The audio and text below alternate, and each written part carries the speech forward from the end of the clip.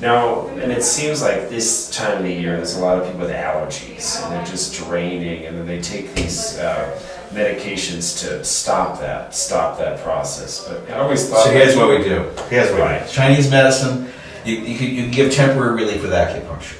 You can give permanent relief, but it'll take a long time. Okay. The best way to do it is that we ask the adequate questions the MDs do not ask. What color is the fluid? Is it clear? If it's clear, we say in Chinese medicine it's a cold condition. So we use things like cinnamon to warm the body up and dry it out. Okay? If it's mucus, thick, yellow, or green, thick mucus, in that case, what we want to do is have something that will actually expectorate the phlegm. Get it out. Or a lot of citrus products, and citrus peels are really good for that. Those kind of things. That if you do the citrus peels, to go out through the bowel. Okay. Wow. Yeah. So it's just a matter. So we want to know what color is the phlegm, and that tells us accordingly what formula we use accordingly. Right. Wow. Yeah. Because I think some people think, well, let's just stop that. I think most of the medications, right? They stop. That's an antihistamine. Yeah, right? it's a temporary relief. It's not. That doesn't balance the body out. The whole principle of holistic medicine is if you have a problem, the internal environment of the body has changed. Right. So the idea is to get the internal environment back to where it was, so the bug or whatever's bothering you doesn't want to live there anymore. Yeah, that's kind of how we look at it.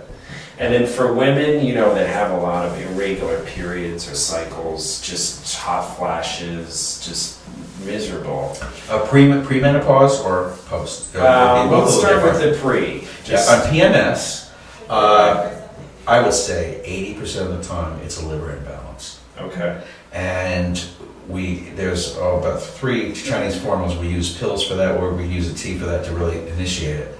That we use for that. One's Chow Yao Wan, it's called. You can get it on the internet. Okay. Chow Yao Wan, it's not expensive, and it's been used for centuries. And that helps the detox. Oh, I've had women tell me that once they take that, they didn't even know they were going to have their period till it happened. And these are people who are really miserable for it. Yeah, right. And it works within 30 days.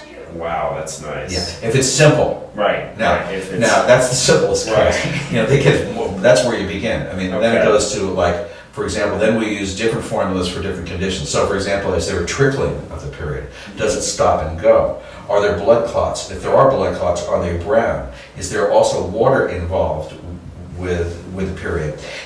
Is it bright red blood? Is it thick? All these things determine the form. Is there breast tenderness? That means breast tenderness means there's we have to add more liver herbs to it. So all these questions that you ask change the formula and augment it. And if you compare this to modern gynecology and Western medicine, it makes modern gynecology look like kindergarten, internal medicine, and it certainly is. Right. And not only is that, even biochemically, it certainly is. If these formulas are so complex, there's so many chemicals in these, 12, 13 herbs per formula. There's thousands of herbs working with different, thousands of herbal constituents working. And to compare that with one, a smart bomb with one drug that's either going to do something or not, and maybe damage in the process.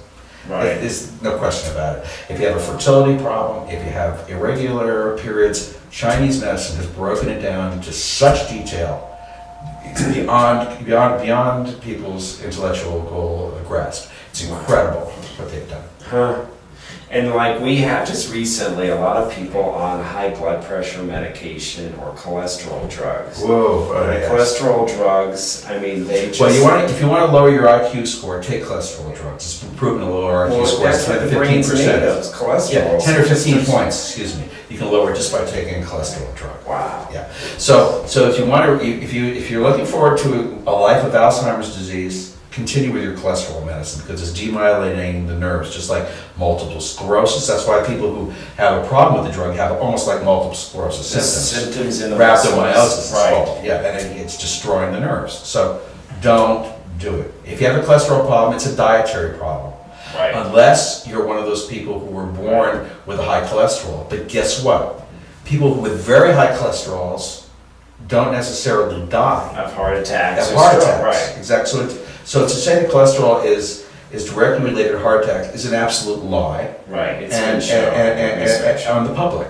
Because cholesterol is there, the body releases, the liver releases cholesterol to basically coat the system. To put like a Band-Aid, to put it, it's a kind of a waxy material that covers the blood vessels to keep them from leaking and allow the fluids to flow. So so what do? You take that, so you have inflammation in your body, and then you're taking the thing that's supposed to plug, your body makes to plug it up. So now you have the inflammation and you're not able to protect the system.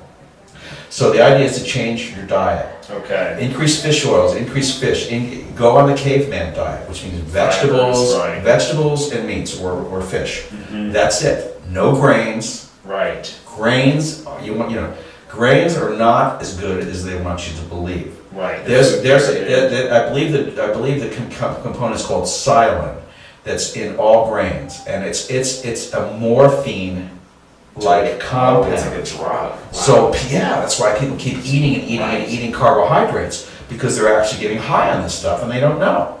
Right, because it is a drug. Exactly right. Silin is an opiate. It affects the opiate receptors. So they're hooked on these things. So the idea is, if you want to lose weight, you want to be healthy, meat and vegetables will do it. Right. Caveman diet. Huh. And water. Right. Drink. Now, how do you know how much water to drink? People ask me this. The Chinese way of looking at it is this. If your mouth is dry, your blood is already dry. So you can't use that as a...